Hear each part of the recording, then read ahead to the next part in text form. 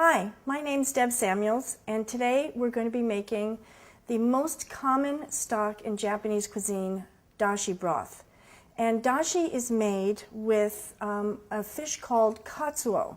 Katsuo is in the tuna family. It's a dark flesh fish, very oily, has lots of flavor to it. And when the Japanese use this for a stock, the dashi, the katsuo flakes, are made from a dried katsuo body. And after they dry it, and it's done is manufactured, they will shave it into very thin strips, and that's what you use to make dashi. So today I'm going to show you what this actually looks like. You can buy this here in the United States.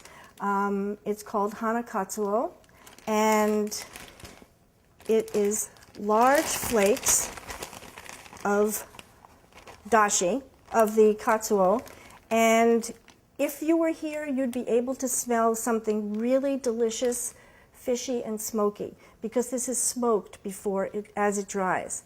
And dashi is a very simple thing to make, because all you've got are three ingredients. You've got water, you've got the katsuo flakes, and then you have kombu, which is kelp or seaweed. And the kelp is also dried. And on top of the kelp, you will see little white dusting. This is where the flavor lies. This is umami. And the Japanese use seaweed, use this kind of kelp to also flavor the broth. And what I've done today is you wipe off just very lightly with the kombu, and you set it in 4 cups of water, and you let it sit for about 20 minutes. You never boil the seaweed. Once you boil the seaweed, it becomes bitter. So you just let it sit in the water for 20 minutes, and then you bring it just up to a boil where you'll see the bubbles coming, and as soon as you see those bubbles, out comes the kombu. Right? Now, the Japanese never throw anything away, and I will probably cut this up later and simmer it in some soy sauce, mirin, and sugar, and make a nice little pickle with it. All right? Now, my water's coming up to a boil, and what I'm going to do now is take the katsuo flakes and put them into the water all at one time. The water comes to a boil. You take 1 1/4 cups of katsuo, throw it in all at one time, and you turn off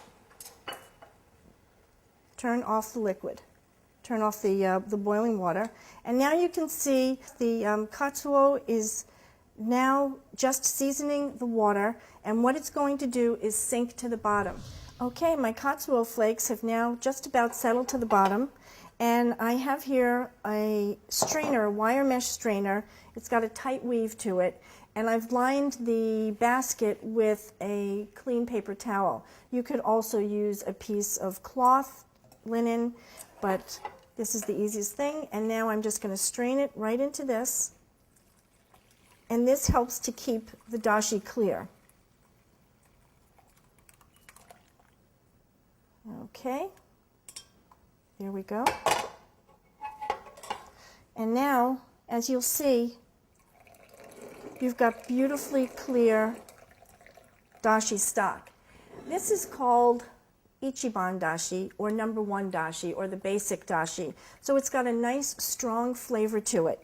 And it's used in soups, it's used to flavor sauces, and it has really this wonderful, delicious, smoky flavor. And as I said, the Japanese don't waste anything, so you can make niban dashi, which is number 2 stock, exactly with the same ingredients that you just used. You don't throw away anything, as I said, in Japan, so I would reuse the kombu, and I would reuse the katsuo flakes, and I'd put them in 3 cups of water instead of 4, bring them to a boil, and you have niban dashi, which is slightly weaker, and also can be used for miso soup and sauces. This kind of clear dashi is very often used for suimono, which are kind of consomme-based soups. So here it is. And what I do sometimes, you can keep this in the fridge for about 3 days, but I'll also pour it into little ice cube trays and get about 2 or 3 tablespoons in one little square, and I freeze them.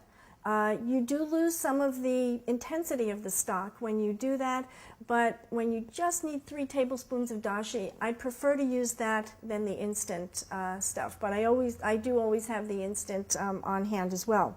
So here, your dashi is done.